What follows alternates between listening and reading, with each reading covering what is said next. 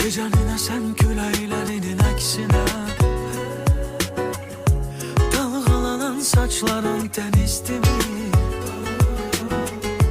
Səni görəndə dünya dönür tərsinə, baxışların qəlbimdə bir izdir. Yoxsa sevgin uzaqdan gəlmiş, mənə hədiyyədir səmalardan. Axı Tanrı səni çıxardı qarşıma hardan. Gözlərim qədər eşqilə, gözlərinə baxan oldum.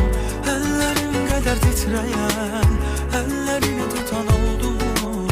Səni mən qədər ürəkdən söylə bəs sevən oldum. Mən səninlə bilmədim o keçən illəri, o qədər oldu mu? Gözlərim qədər eşqilə, gözlərinə baxan oldum. Əllərim qədər titrəyən,